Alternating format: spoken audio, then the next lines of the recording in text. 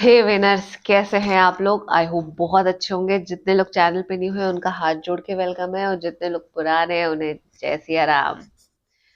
सबसे पहले तो आप लोगों के क्वेश्चन का आंसर, मैडम कहाँ थे इतने दिन, क्लास क्यों नहीं चल रही थी, वीडियोस क्यों नहीं आ रही थी, सबका रीजन बता देती हूँ भाई, भाइयों और मेरे बहनों।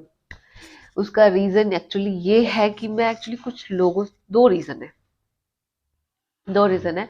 पहला रीजन है कि मैं कुछ लोगों से जो मिल रही थी, ठीक है, कुछ अपना एक्सपेरिमेंट कर रही थी। एक्सपेरिमेंट क्या, रिसर्च कर रही थी, मुझे कुछ चीज़ें मैं नोट कर रही थी।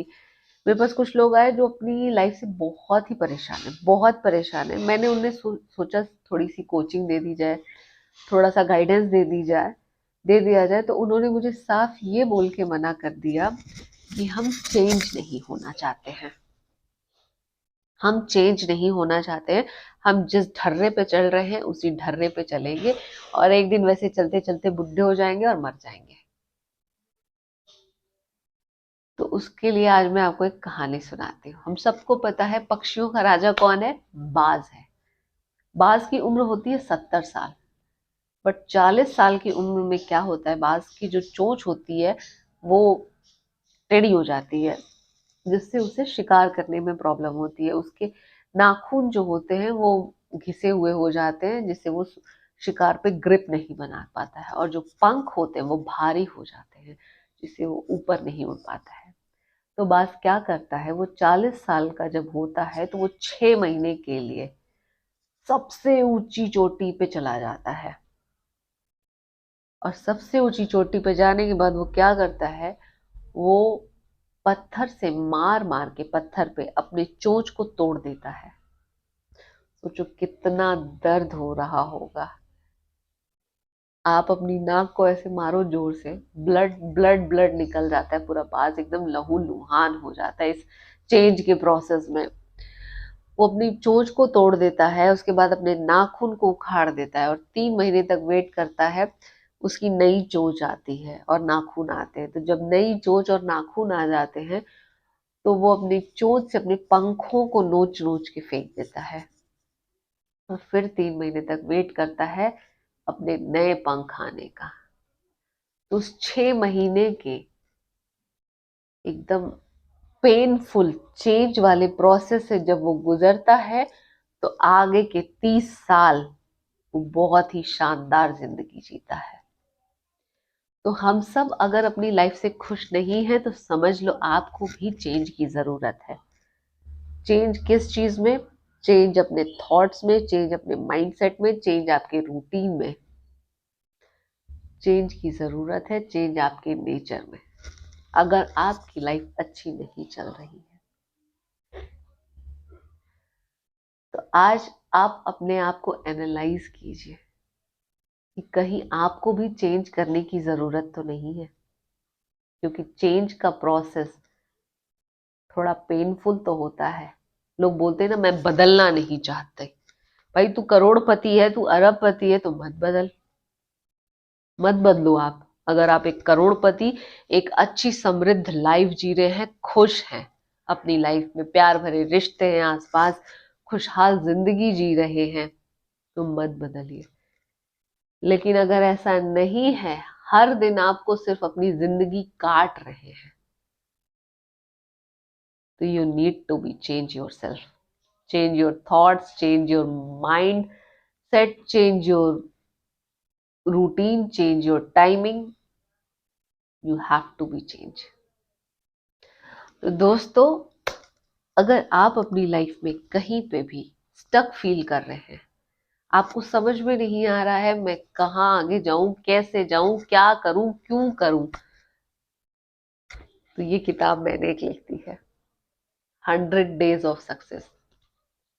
ये किताब 100 डेज ऑफ सक्सेस जो है, ये इसी पे बेस्ड है। क्योंकि एक टाइम पे मैं भी अपने लाइफ में 360 डिग्री घूम गई थी।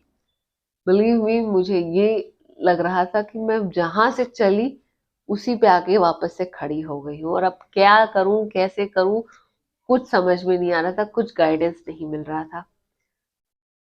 तो मुझे बाहर खींचने वाला ये खींचने वाली ये बुक्स ही है। तो उन सब बुक्स को पढ़ने के बाद मैंने अपनी एक बुक लिखी है 100 डेज ऑफ सक्सेस, जिसमें आपको क्या करना है, कैसे करना है, क्यों करना है, इन तीनों का वो मिल जाएगा। डन। तो आज का क्लास इसी पे है कि how to be change. Change क्यों जरूरी? Change is the law of nature. अगर आप चेंज नहीं होंगे तो आप नोकिया की तरह गायब हो जाएंगे।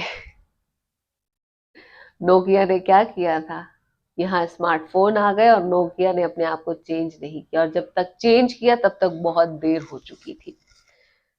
मार्केट से उसकी वो डिमांड गायब हो चुकी थी, तब तक मार्केट में और बड़े प्लेयर्स आ चुके थे। तो चेंज करना बहुत इम्पोर्टेंट है। और जो लोग अपने ढर्रे पे बैठे हैं ना कि नहीं मैं यही सोच सही है, यही सही है, तो वो एक दिन ऐसे ही जिंदगी काटते काटते निकल लेंगे और उनको कोई पूछेगा भी नहीं। Change is the law of nature. Biology का ये एक फ्रेज है कि नेचर का रूल है चेंज होना। हर चीज बदल रही है, हर चीज आगे बढ़ रही है, और अगर आप चेंज नहीं होंगे ना तो या तो आप पेन में रहेंगे, हमेशा पेन में रहेंगे, और या फिर उसी तरीके से जिंदगी काटते काटते एक दिन ऊपर निकल लेंगे। तो चेंज से मत डरिए, चेंज से मत डरिए। और आज आपको एक और लिमिटिंग बिलीफ बताते हो। आप सबको पता होगा, हम सब बोलते क्या है, knowledge is the power. Knowledge is the power बोलते हैं ना, अगर आपके पास ज्ञान है तो आपके पास पावर है। मैं बोलती हूँ गलत है, गलत है। Knowledge plus action is equal to the power. अगर आपके पास ज्ञान ले लिया, आपने किताबी ज्ञान ले लिया और उसको एक्शन में नहीं लाया, तो वो यूजलेस है। तो वो यूजलेस है, किसी काम का नहीं है वो नॉलेज। मैंने डॉक्टर की पढ़ाई पढ़ ली है, पूरा कर लिया है, बट मैं उसको एक्शन में नहीं ला पा रही हूँ, मैं पेशेंट नहीं देख पा रही हूँ, तो उस नॉलेज का क्या फायदा है? मैंने 10 किताबें पढ़ ली, लेकिन मैंने उसको किताबें पढ़ी और उसको रख दिया एज इट इज, तो क्या फायदा है? मैंने ये सीरीज चला दी, आपने देखा और उसको भूल गए, उसको एक्शन में नहीं लाया, तो क्या फायदा है नॉलेज का? तो आज से आपका फॉर्मूला क्या होगा? Knowledge plus action is equal to power. Done. ये बुक मेरी नेक्स्ट वीक से होपफुली अमेजोन पे आ जानी चाहिए। मेरा डिस्ट्रीब्यूटर थोड़ा सा बहुत ढीला है, बहुत ढीला है। अपॉलॉजी मेरे डिस्ट्रीब्यूटर साहब, बट आप रियल में बहुत ढीले हैं। तो होपफुली नेक्स्ट वीक तक उन्होंने मुझे बोला है कि ऑनलाइन प्लेटफॉर्म्स पे सेलिंग होना शुरू हो जाएगा। तो आप सब ये किताब जरूर पढ़िएगा एक बार। अगर आप लाइफ में कहीं स्टक है तब पढ़िएगा, और अगर लाइफ में आप आगे भी बढ़ना चाहते हैं तब भी पढ़ लीजिएगा एक बार। ठीक है। तो आज की क्लास कैसी लगी? मिलती हूँ नेक्स्ट क्लास में कुछ और ऐसे ही लिमिटिंग बिलीफ और कुछ और चीजों को लेकर। तो आज का टास्क क्या है? Analyse yourself. अपने आप को एनालाइज करो, क्योंकि जब आप बदलना शुरू करोगे ना तो सबसे पहले लड़ाई आपकी आपसे खुद होगी। आपकी खुद से खुद की लड़ाई होगी। जैसे बांस ने अपनी चोंच मार मार के तोड़ी, वैसे आपके अपने अंदर के लिमिटिंग बिलीफ को बार बार बोल बोल के चेंज करना होगा। जब आप बोलोगे मैं अमीर हूं, वो कहेगा घंटा अमीर हो, पॉकेट में 10 रुपए पड़े हैं, अकाउंट जीरो बैलेंस पे है। तो क्या बोल रहे हैं? नहीं, बस होने वाला हूं अब मैं, अब मुझे समझ में आ चुका है, और मैं आज ये डिसीजन लेता हूं कि मैं अपनी लाइफ चेंज करूंगा। और वो डिसीजन जब आप ले लोगे ना, वो डिसीजन अपनी ले लोगे, क्योंकि लाइफ हमेशा 2 चॉइसेस देती है। या तो सेम ढर्रे पे जीते रहो और एक दिन मर जाओ, और या फिर डिसीजन लो, डिसाइड करो, अपनी लाइफ चेंज करो।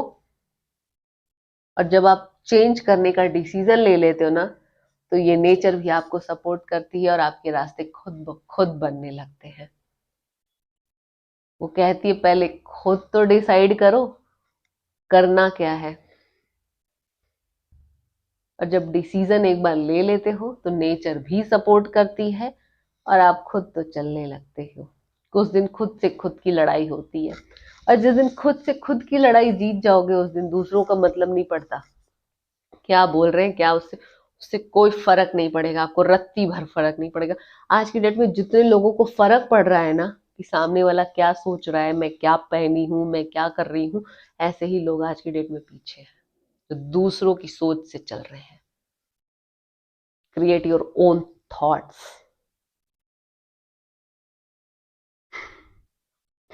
क्योंकि जिसने की शर्म उसके फूटे करम, ये हम लोग स्कूल में बोलते थे। बिंदास रहो, खुश रहो, जिंदगी का आनंद लो, जिंदगी जियो। और चेंज अगर आपने बोला है ना तो आपको बाज की तरह अपने हाथ पैर और ये सब नहीं तोड़ने, बस आपको एक डिसीजन लेना है, सही रास्ते पे चलना है, थोड़ी बुक्स पढ़नी है, थोड़े जो वीडियोस देख रहे हो उसको एक्शन में लाना है, जो ज्ञान ले रहे हो उसको एक्शन में लाना है। समझ में आया?